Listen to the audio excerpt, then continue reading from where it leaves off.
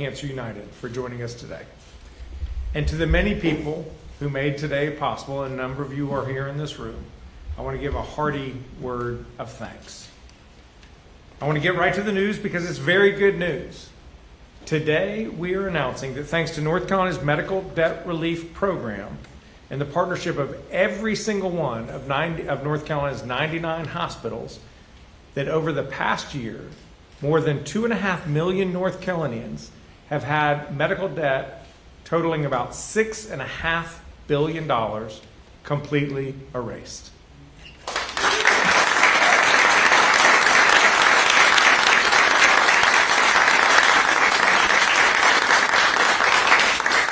I'll say it one more time for the folks in the back.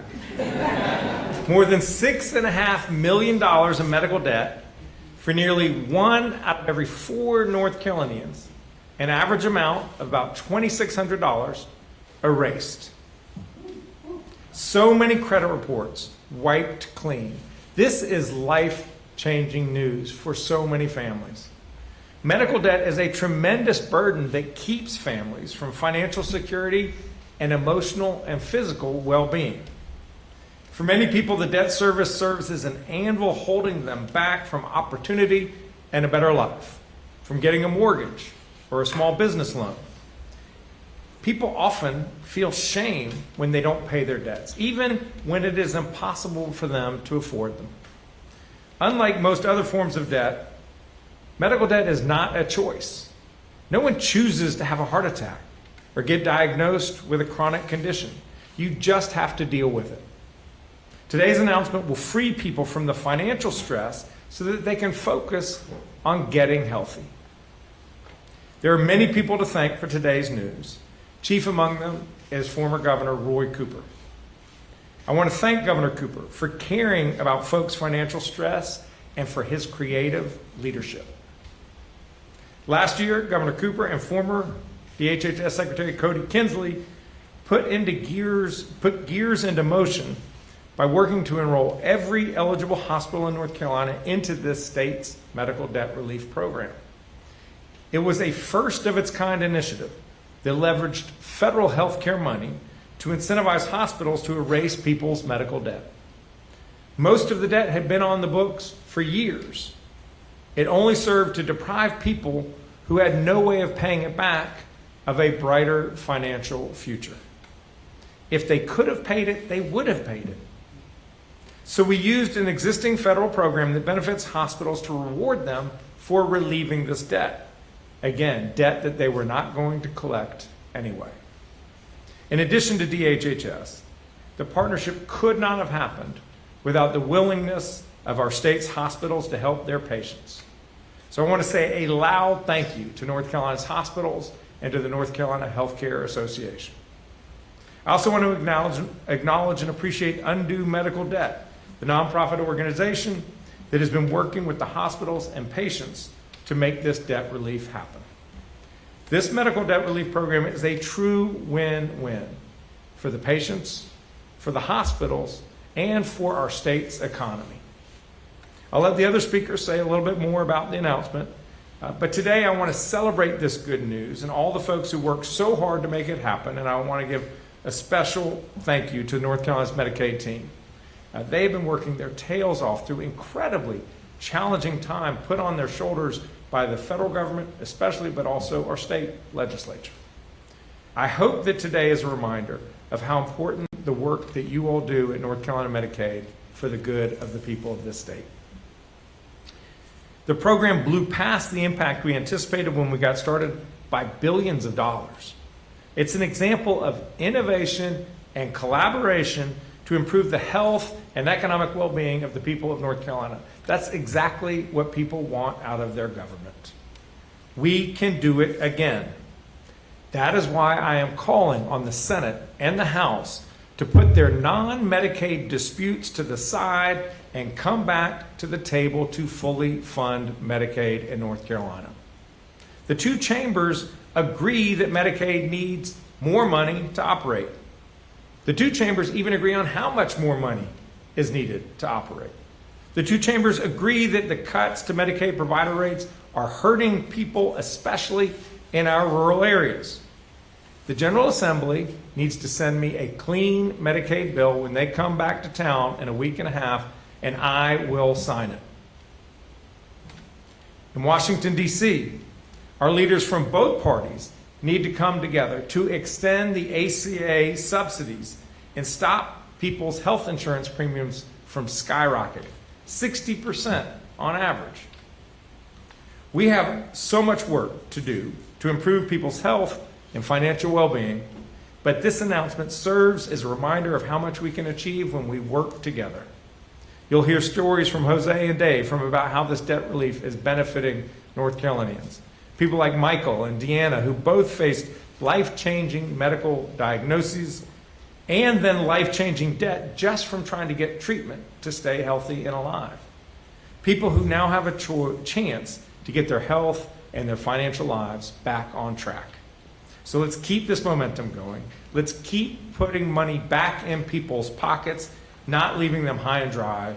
Let's keep investing in people's health. I'll now bring forward Deb Sangvai, Secretary of DHHS. Deb.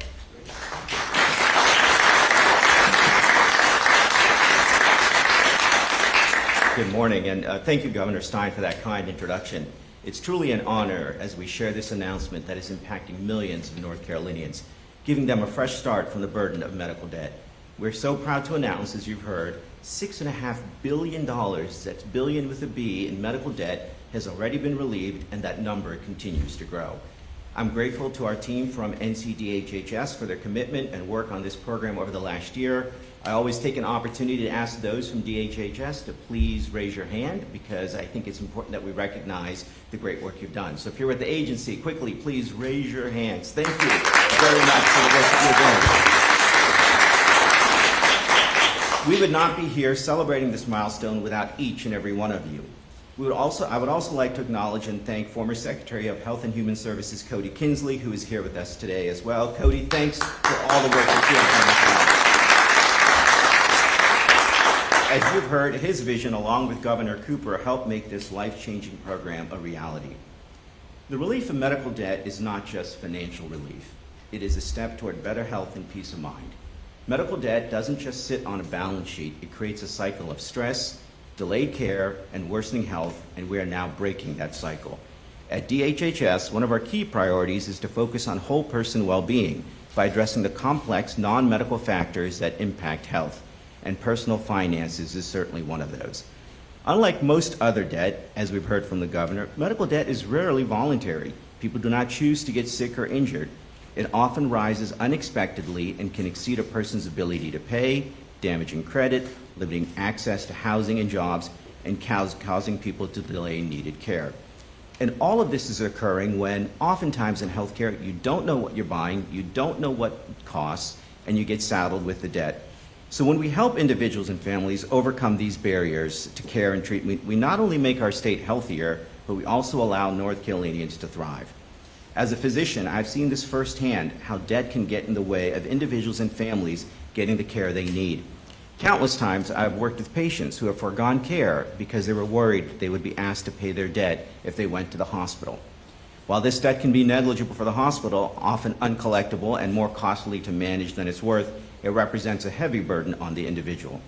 What's important to note about this program, this is not a one-time fix. It is a sustainable model that will continue to reduce debt burden and improve access to care in the years ahead.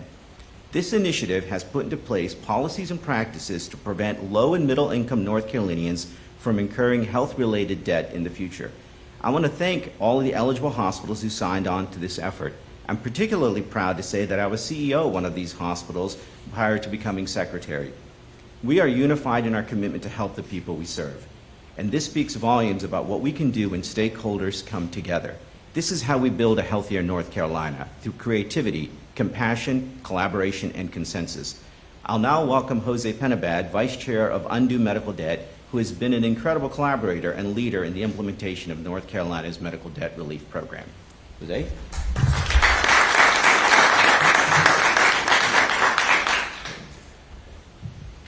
Good morning, and thank you for having me here today. My name is Jose Penabad, Vice Chair of Undue Medical Debt, and also a proud resident of the great state of North Carolina.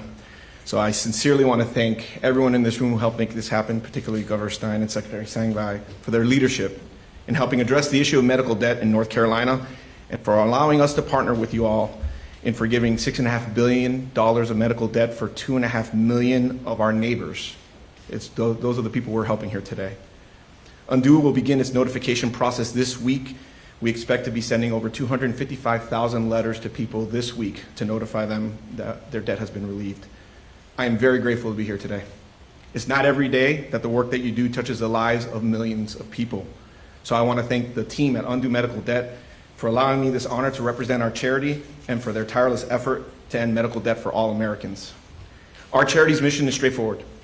We want to end the scourge of medical debt in America with the goal of putting our charity out of business. We firmly believe that when communities can access the medical care they need, when they need it, and without fear of financial ruin, our communities are stronger, they're healthier, and they're happier. Medical debt, as both Governor Stein and Secretary Sangvai have said, is a terrible name to call this thing. The word debt in our society suggests that someone had a real choice in the matter, as they do with their other financial debt. It's not like someone woke up on a Saturday and said they want to end up in the ER with a $20,000 bill for a good time. This does not happen. This is not a choice. If you are unfortunate enough to find yourself burdened with this medical debt, it is because a number of already horrible things have happened to you that day that culminates in insult and literal injury when you find that you can't pay this debt. Nearly 1 in 3 Americans per KFF are burdened with medical debt. We all know someone who has been impacted by this, or you know of someone who has known someone impacted by this. It's easy to see why this number is so large. 50% of American adults say that they do not have $500 for an emergency, yet in North Carolina, a single adult's deductible for healthcare insurance is $2,200. You can quickly see how an unexpected medical event can snowball into a financial disaster for someone who can't afford $500 in an emergency event. Undo works with over 300 providers nationwide, including more than 25 state and city governments. But as a resident, I am particularly proud to highlight that North Carolina's approach is completely unique because it facilitates in the short term debt relief for families today while incentivizing long-term policy changes that will end the cycle of medical debt by attacking it at its root cause, ending it before it even starts, so that these unpayable medical debts don't infect our communities with this sickness that is rotting in us today. And it's this combination of short and long-term fixes that our charity appreciates the most about North Carolina's approach. Make no mistake, debt relief provides North Carolina families with welcome relief and hope for the future, but it is no silver bullet. And as much as I am proud of the work we do and to get to stand in front of all of you today, in front of my wife and my daughter, I really hate to say that we're here helping 2.5 million people who needed help from medical debt. Undo is committed to upstream policy fixes to solve medical debt at its root so that our children and our neighbors' children never need to know the pain and suffering of this type of event.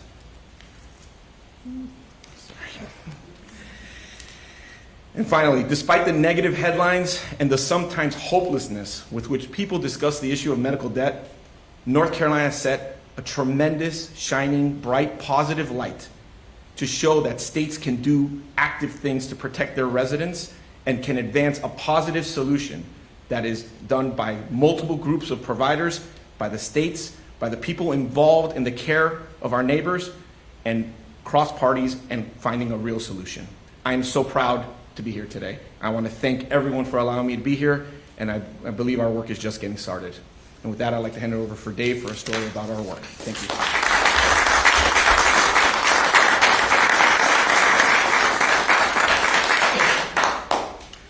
Good morning. My name is Dave Almeida with Blood Cancer United. At Blood Cancer United, we are on a mission to cure blood cancer and improve the quality of life of all patients and their families. And I'm joined this morning by Emily Blust, who serves as the Executive Director of Blood Cancer United here in North Carolina. I'll start this morning by saying thank you to Governor Stein and to Secretary Sangvai for their leadership in bringing much needed relief to North Carolinians with medical debt. And I would be very remiss if I didn't also take a moment to say thank you again to Governor Cooper and to former Secretary Kinsley for the innovation and the creativity they brought to addressing this very serious issue. Medical debt doesn't just drain bank accounts, it drains hope. People tell us they feel trapped in medical debt and see no way out. They tell us that they have had to forego medical treatment because of medical debt, and they tell us that they spend nights worrying about whether to pay the medical bill or the rent because they can't afford to do both. Behind every medical bill is a story. It's a story of Michael from Mount Airy, who once told me that he became so concerned about the debt he was accumulating for his blood cancer treatment that he felt he could not, in good conscience, impose that burden on his family. So he told me that if things got worse, he was willing to forego treatment, even at the risk of his life. It's the story of a blood cancer patient in Charlotte who had a lapse in insurance coverage and incurred more than $30,000 in medical debt. Things were so bad at one point in time that she decided to avoid getting her treatment report cleaned once a month in order to save money. And then it's the story of the blood cancer patient who accumulated more than $200,000 in medical debt, which is already in collections. Blood cancer patients and survivors, North Carolina's medical debt relief program is a welcome off-ramp. It restores hope. It provides peace of mind. It means no more GoFundMe campaigns, no more personal fundraisers, no more sales on Facebook Marketplace, and most importantly, it means no more calls from the debt collector demanding payment. Thank you again to Governor Stein, Secretary Sangvai, Governor Cooper, and Secretary Kinsley. Blood Cancer United applauds your efforts, and we stand committed to working with you to further this partnership. Thank you.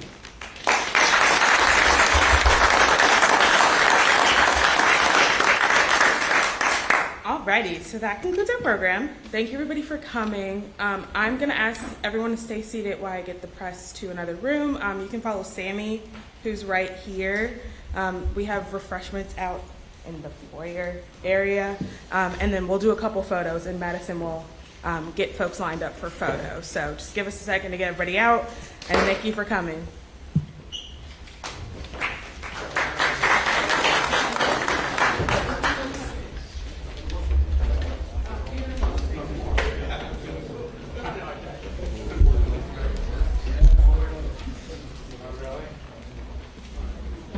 And you didn't handle any of this?